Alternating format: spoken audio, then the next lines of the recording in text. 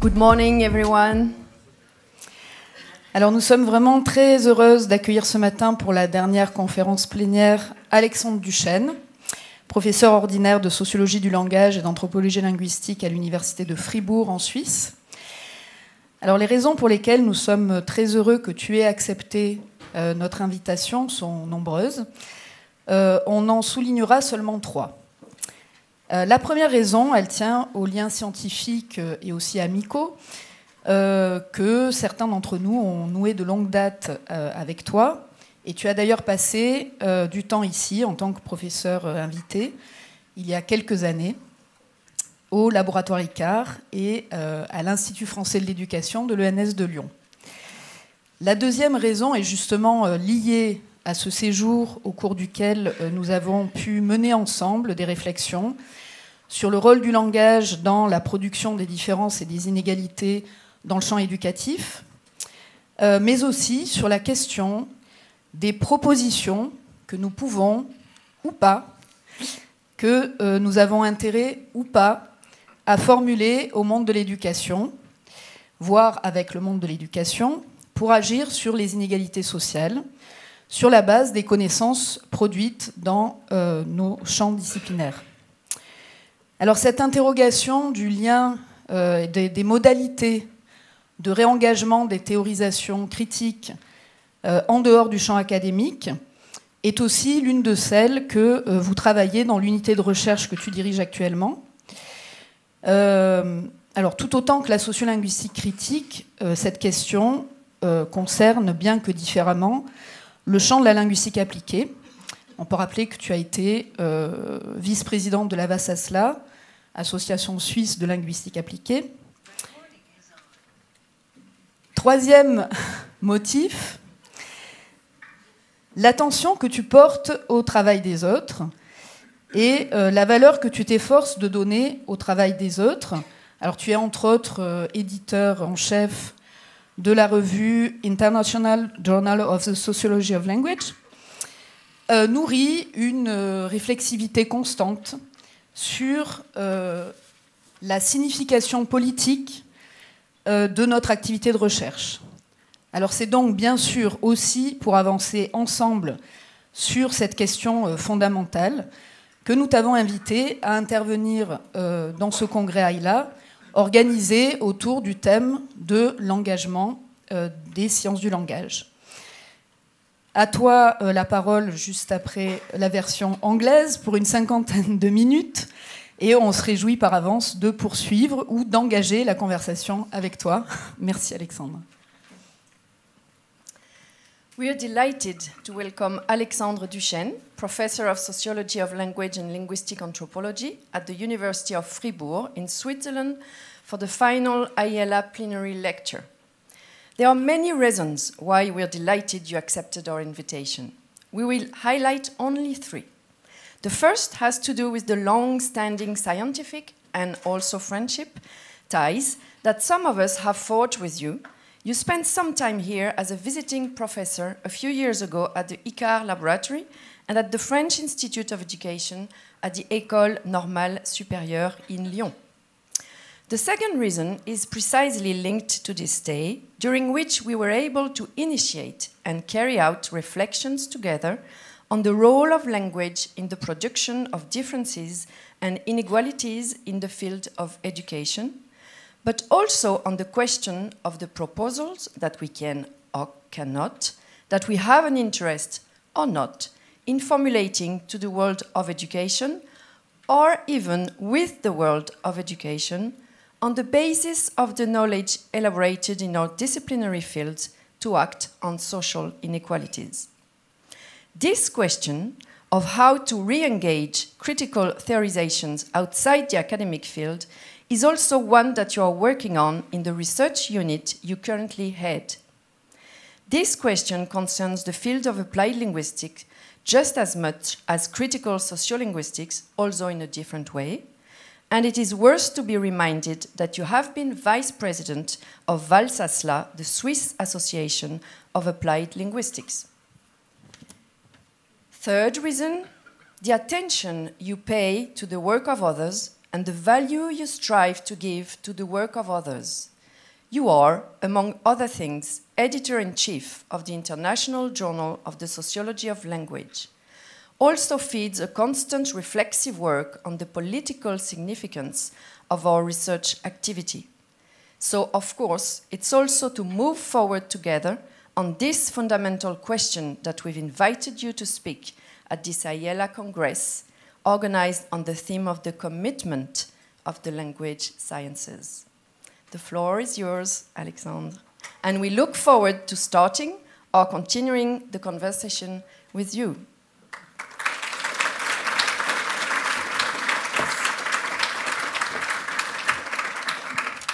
Thank you very much for this nice introduction. Thank you also for this invitation, and thank you to those of you who decided to get up early this morning on the very last day of the conference to listen to some of my thoughts. So I'm also particularly happy to be here today on this very particular conference because, as you have noticed, and we have been reminded a couple of times during the conference, this conference is part of years of celebrations. So we do celebrate actually the 20th anniversary of AILA conferences, world conferences, but also the 60th anniversary of AILA as an academic association. But interestingly to me, it's also my own anniversary. In different ways, actually, but mostly linked to AILA. Why? Look, in 1998, I received this letter. A letter I still have, the original letter, which was the acceptance of my paper for the 99 AILA conference in Tokyo. I was very, very excited by this good news because that was my first conference in my academic life. And I must have been extremely proud of it because I kept the paper, which is the original paper written on a very nice AILA colored branding paper. So it's part of my anniversary today. And because I do think that anniversaries should be celebrated, and I think you have done that, we have all done that during this conference, and we will continue, obviously, in Malaysia, and we will continue, obviously, I think later on in some other places. Okay, it should be celebrated, but at the same time, I do think anniversaries might be also important moments, because it creates the occasion to question what we do, why we do it, and what are the problems with what we do, which is exactly what I will try to do today with you, to insist on some of the problems maybe we are facing when we do the type of work we do. And problems seems to me something highly important for applied linguistics. Look, if you go on the AILA website, you see a definition of applied linguistics that is provided. And if you look, if you zoom into the AILA definition, you see that, look, let's do a basic corpus quantitative analysis. I didn't do it, but you don't even have to do it. You see problems popping up everywhere in the definition of what applied linguistics is, right? Which I do think is quite interesting. And what we also see is that in connections to the problem, then there is something that not AILA, but applied linguistics might contribute to solve, or at least to work on. And finally, what this definition also shows is the importance of linguistics as the grounding reference of the problem, but also of the solution. So what we have here in the end are problem, solution, and linguistics. So those are the questions. These are the questions I would like to address today more specifically. there might, because I'm looking for problems in a way everywhere, and because what we do is problematic anyway, what are the problems, with the problems we identify as problems to be worked on or solved by us, by applied linguists? This will be the kind of red thread of my presentation. And I would like to do that in 3 parts. The first one is questioning these ideas of how this idea of language as a problem, language as a solution emerge or appear in some studies. And I will use what I call a trigger to think of it.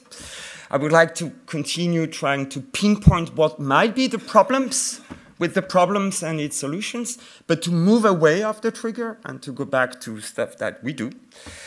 And I will be, in the final part of my presentation, trying to trouble the problems and the solution, which will be some kind of absolutely unsatisfactory propositions I'm making. And I'm talking not about solutions, but I'm talking about propositions. And propositions are, by definition, take it or leave it. And proposition might, of course, fail. So, the trigger. I chose that example for different reasons I've presented here, but the first person that brought me to that trigger was my partner in crime, Dr. Beatrice Lorente, when we were talking about this presentation today, and she immediately came up with something that she read, which was the trigger I'm going to present. So I would like to thank Beatrice Lorente for the suggestion. But I took this trigger because I do think it's quite interesting. It's a study that is, to me, an emblematic example of a study that identifies a problem, a language problem, connected to a so-called real-world issue, which is also very much part of the definition.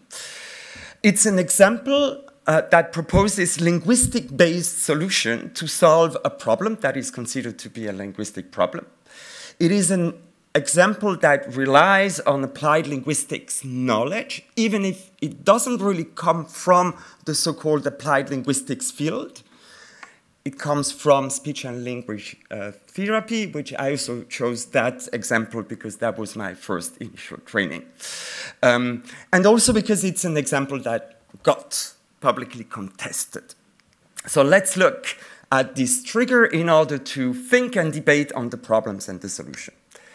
This trigger is actually a paper that got published in 2022, I think, really recently, in a journal for speech and language therapy.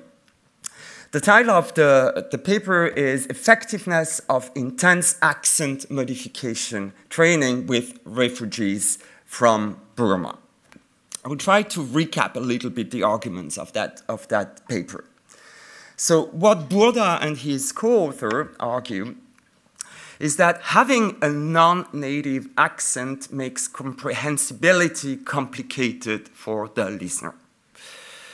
This complication for the listener has impacts for marginalized groups, such as refugees, in terms of access, for instance, to services. The non-native marginalized groups are willing to become comprehensible and willing to modify their accent. The non-native accent is characterized by prosodic and phonetic differences in regard to a native production that complicates the communication. So the key question of those authors is, how can we fix this problem? What they do propose is that non-native accent being a problem, accent modification would participate to solve the problem. Okay, there is a problem with the accent, you modify the accent, and it does solve the problem. They also argue that accent modification should be efficient, and accent modification programs should be conceived based on linguistic research and should be tested. They finally show, through testing procedures of a training, that a good accent modification training program increases the comprehensibility and allow the people who are marginalized to participate to society and hence solves social problems for marginalized group. Okay, I will not, open doors that are already open. I think many of you might kind of disagree on the premises on that kind of research, and might be like me when I read initially that first paper is, some of you may still think there might be something, and this is not me to value, it's just me. I've read that, I say, hey, come on, really? So really being pissed, I'm still reading these kind of things. That doesn't work, the criticality that we are in shows that the language doesn't work that way. It's absolutely stigmatizing, and so on and so forth. You get that moment, oh, right, good. Okay, that's the kind of moment you feel you have something to say about that, and you feel super good about the fact that you know better. Actually, what is interesting, however, is a second step, which was a response that was proposed by academics on exactly that paper that was published in the Journal of Critical Study of Communication and Disability.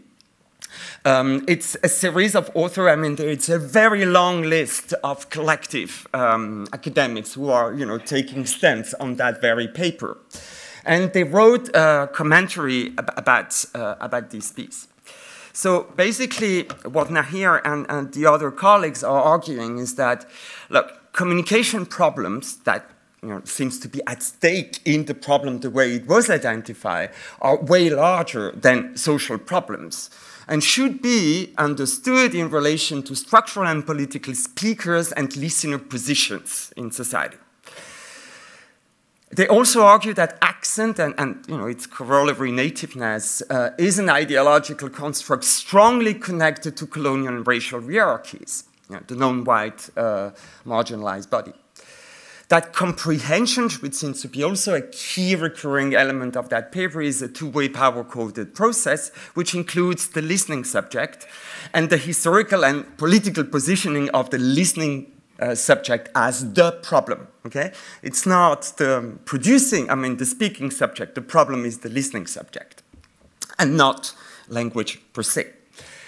They also tackle on then, the solution by saying, look, accent modification as a solution reinforces power relation and racial linguistic hegemonies.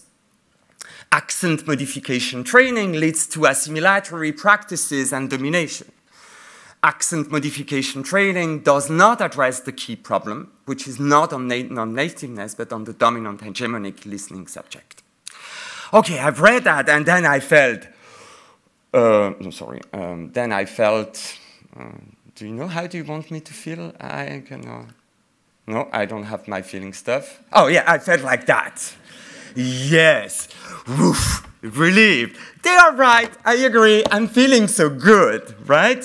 So clearly why is because in a way, they counteract the discourse that I felt was shit by an analysis that I felt was great, So really this way of delocating or desituating the problem was to me really something very powerful. So really I felt relieved.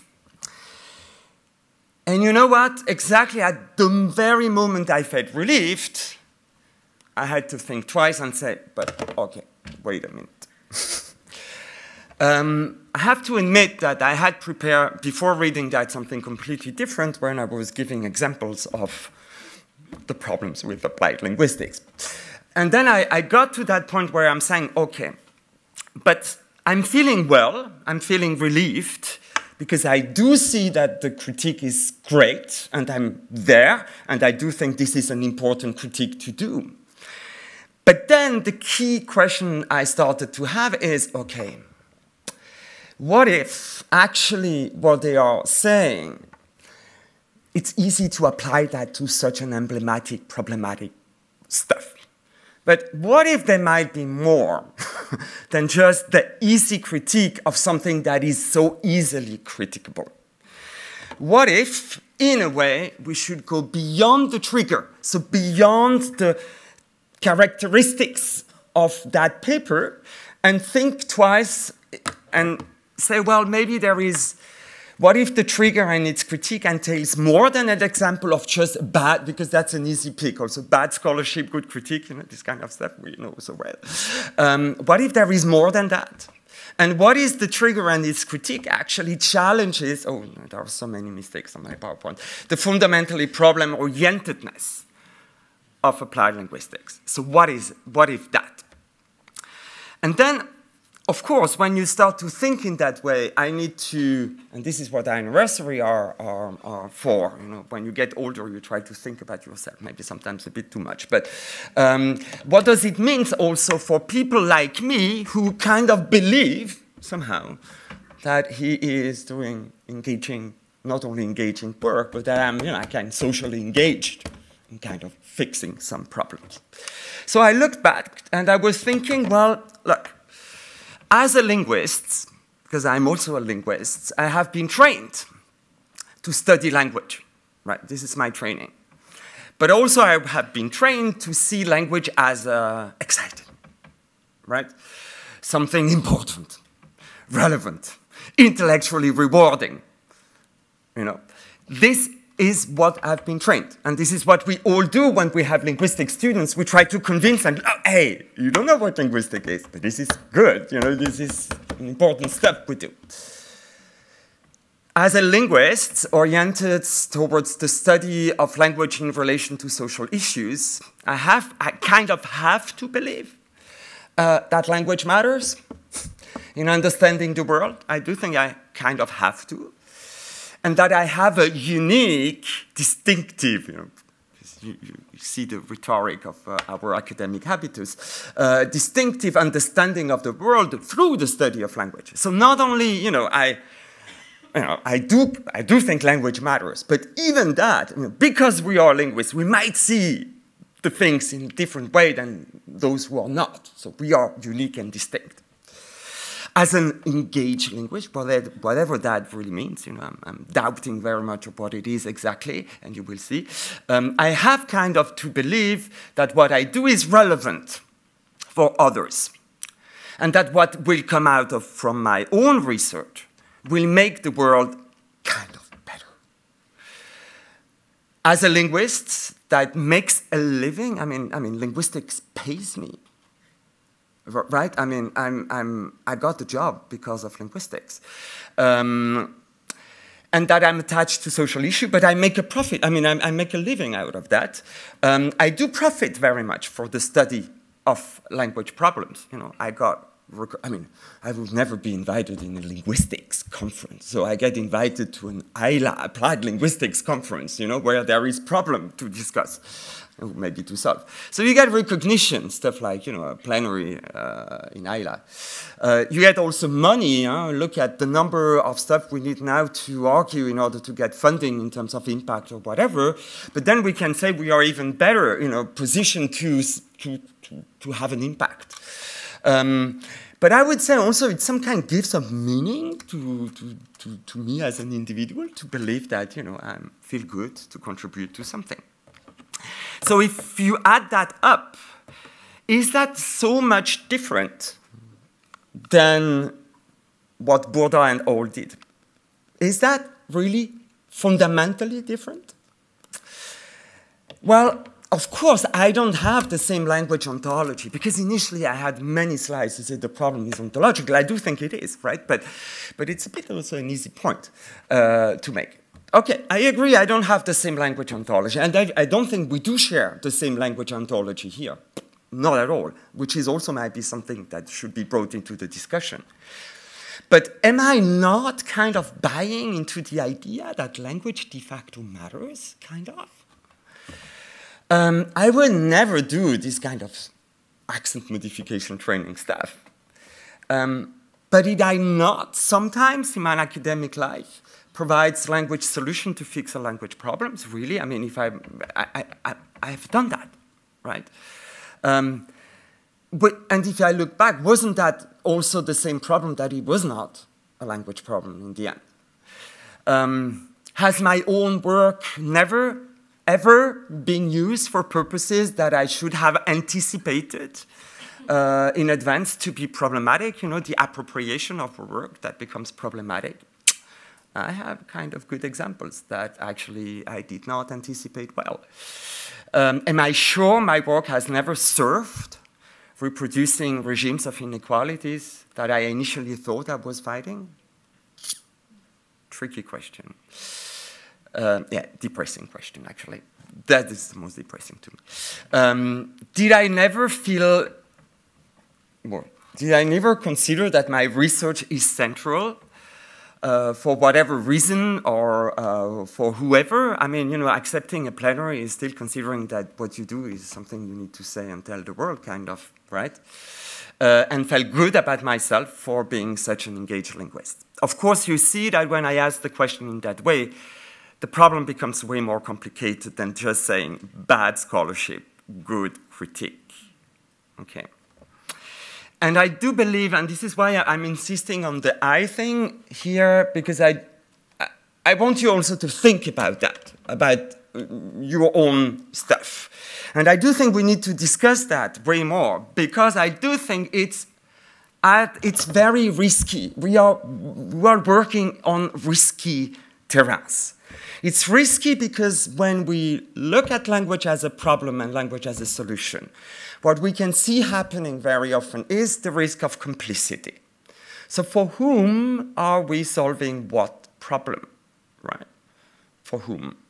Is that for the listening subject, if I take Bourda's point, or is that for, you know, really for the people that don't get access to the resources? Are we for what kind of company are we making an impact? You know, the state, but in the state, what kind of stuff in the state? You know, what kind of complicity is tied in with the work we do? There is also that idea of the savior benefits, you know, the feeling good element, which I do think is at the very heart of what we do. And also the risk of linguistic fetishization. Because we are linguists, we have to believe that there is something in language. But then it also completely frames our gaze to look at language, right? It really orients the way we look at things. So this is risky, and this is, I would say, even more risky because I do think that applied linguistics is at the center of these risks. It's in the center of all these risky elements. It's embedded in what is and what defines applied linguistics. That would be kind of things I would like to provokingly tell you.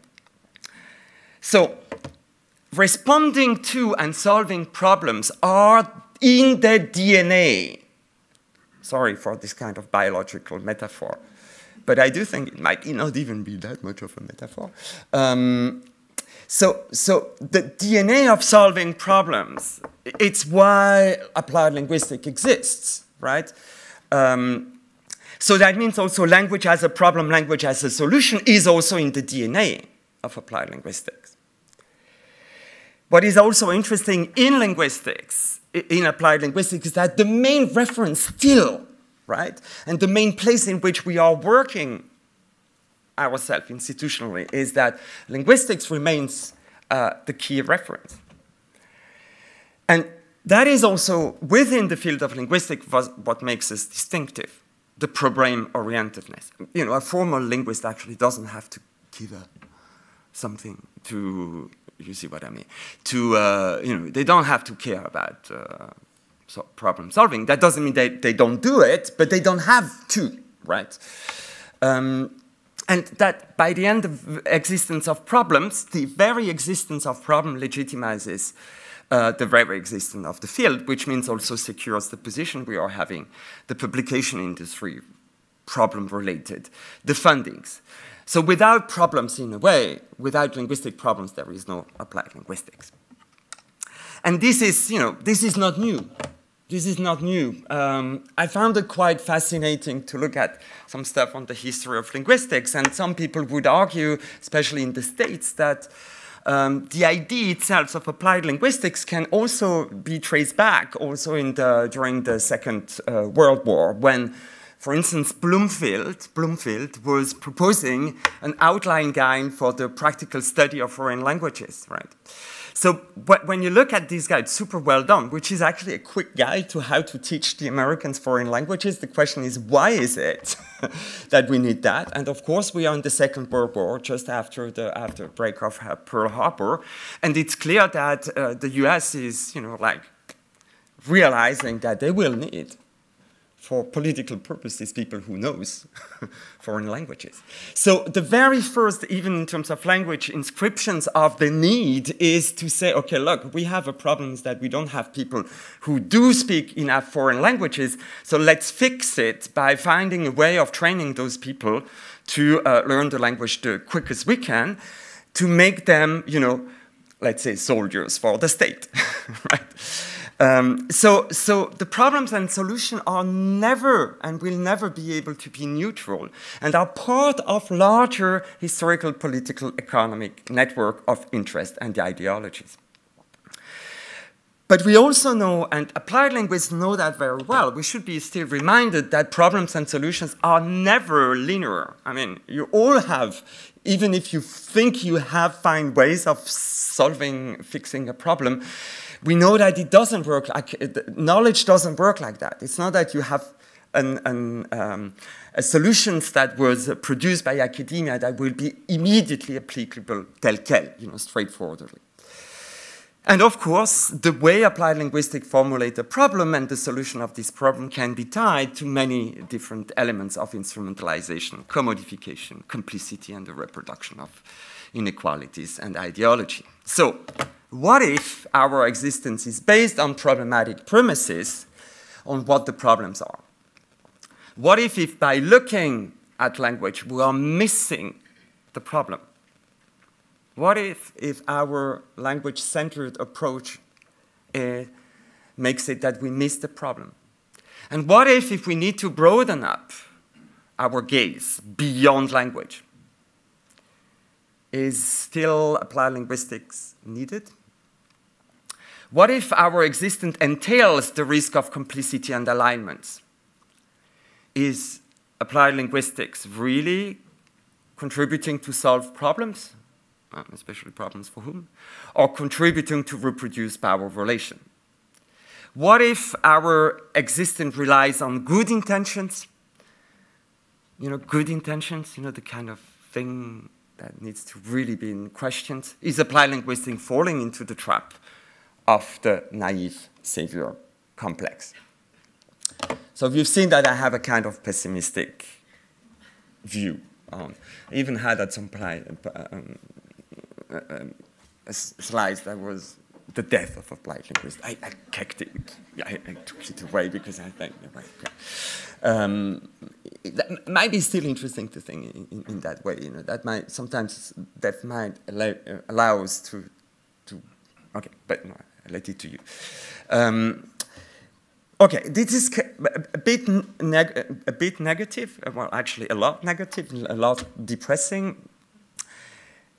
But I do believe that it's not just about deconstructing myths. I do think we have ways to kind of trouble the problems I have pinpointed. There are ways, I do think, that we need to think of. And these are just propositions that I would like to make. So if I'm good with them, yeah. So, look, the first thing I strongly believe into that, we need to go back to the history of what we do. So, this is why I'm putting these two texts, and I would like these two texts to merge in a new one. Okay. So we got that really super interesting history of applied linguistics that was written by Kees de Boot. On the one hand, that really also shows in different ways how these disciplines evolves over time through different kind of figures, different kind of social conditions. And I do think this is a very important book. On the other hand, I would like to pinpoint another book that to me was fundamental, which the book by Bonnie McElhenney and Monica Heller on language capitalism and colonialism, where what they do is a social history of the field of sociolinguistics and applied linguistics and linguistic anthropology, showing how the knowledge in those fields was completely interrelated with political, historical interests of the time. So what I would like to suggest that we need, because I do think that this kind of historical accounts are fundamental to locate ourselves in the discipline in which we are, but also to think reflectively of what we did. So I'm proposing a new book. Do you like my book cover? A book that so far, I mean, I've seen really super interesting papers, you know, on this more political history of applied linguistics, but I think we need a book. We need something that complements Kiss the Boat and Monica Heller's Bonnie McAleny academic work. And I suggest a book on a political history, and I insist on a political history, right, of applied linguistics. So you see, you know, that could be edited by, I don't know, AILA, who knows, by someone or a group of people that would like or would be interested to dig into that. And if there are publishers in the room, you already have the cover. You don't have to pay for the marketing agency to build the cover. I do think that would be something as a first step of thinking and locating ourselves in the intrinsicness on the work we do on language as bounded to be seen within a larger political history, right? I do think this is needed. I would love to have such a book also to be able to talk about that with my own students.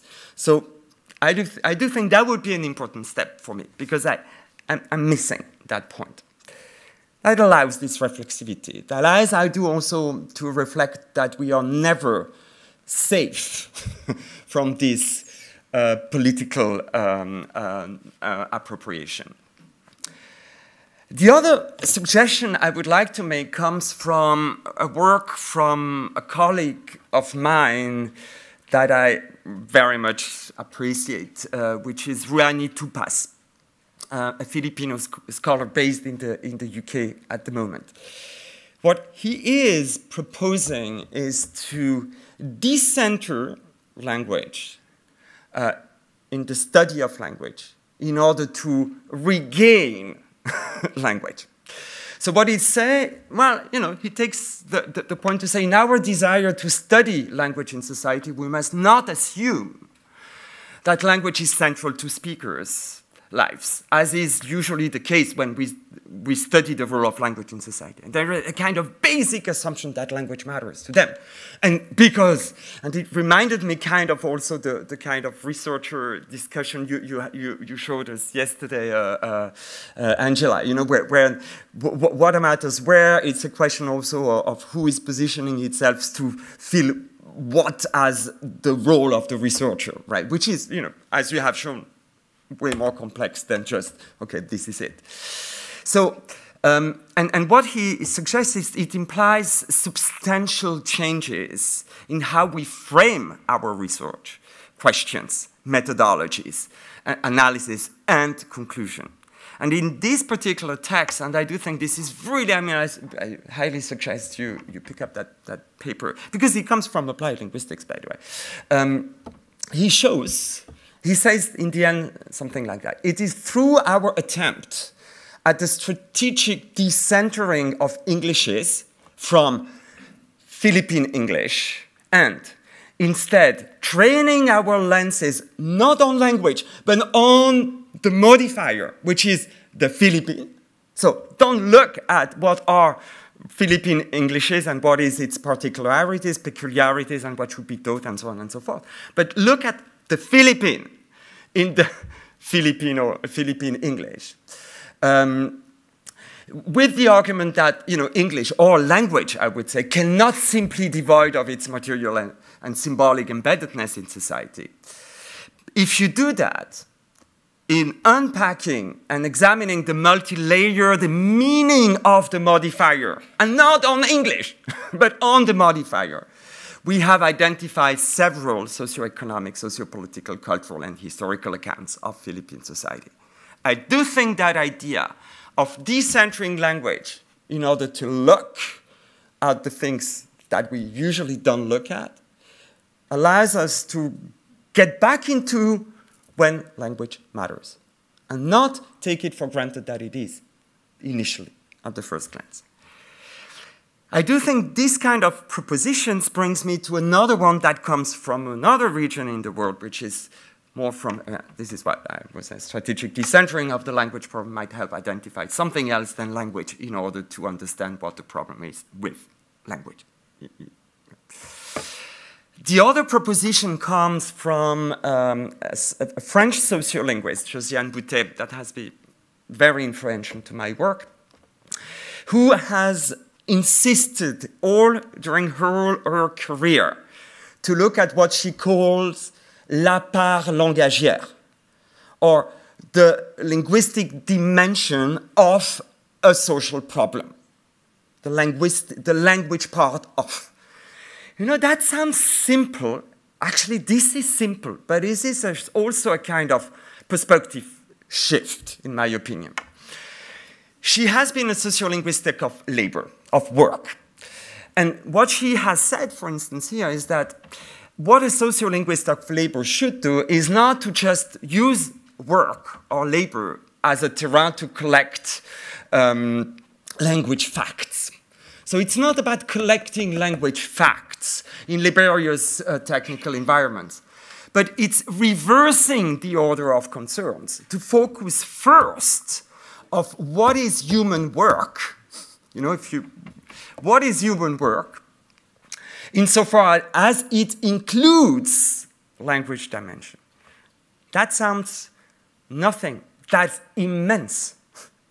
So if you're interested in a social phenomenon, what she would argue is like, okay, let's look at that social phenomenon first. Try to understand that social phenomenon first. And then ask the question, what is the language dimension of that sociolinguistic, of that social phenomenon? Which could, and I would like to insist on that, also end up with the answer that language is actually not contributing to anything in that social phenomenon, right? Or that might lead to the situations where, okay, now I'm able to see that under certain circumstances, language indeed is part of the problem. You see, I don't want to be totalistic to say that language is never the problem, but we need to find empirically, methodologically, a way to reclaiming language for what it is and not for what we want it to be, right? I finally believe, and that would be the end of my talk, that there are some also more general things that such a conference may allow us to do, and that the work is intrinsically connected to our work. I do think also, coming back to what we do, we need to do a better job understanding the ways in which language is considered as a problem. I think we definitely need. But I do also think that we might to include in the debates, not only the ontological debate, the methodological debates, but debating this understanding on how we see the problem, right, within the field. Because this debate is basically what we do the best. This is also why we have been trained, right? This is what academia is kind of, or should be also be really solid about. It's debating it. I do think we need to be doubting, very much. This is also part, I do think, of the historical element of, and because we can, because academics can, way more than many other professions. We need to be modest about our contributions in terms of solving social problems. Maybe we should take it for granted that maybe we don't. And maybe eventually we might have a contribution to make, instead of taking for granted that we will. I do think also we should refuse to address linguistic problems that are not linguistic problems, which is sometimes tricky because this is where we get most of the funding.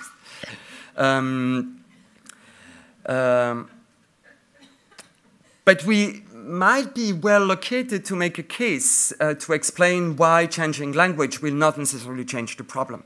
So maybe we might want to put more time and energy and knowledge that we have to talk to the people about these issues, of why people think, or why colleagues think that language is the problem. So And the final point, and that would be my final element of my talk, I would like to insist on something that is very helpful to me. Because I do think that comes back to the social engagement. You see my skepticism on the role we may have. We can find ways to find a way of dealing with the kind of incoherence we are living in. But one more important thing to me is that we don't have to be an applied linguist or a linguist or whatever, an academic even, to be engaged. And I would say, yeah, actually we should better not. But anyway, to be engaged and to fight. Why? Because a lot of fights are not linguistics. Thank you very much.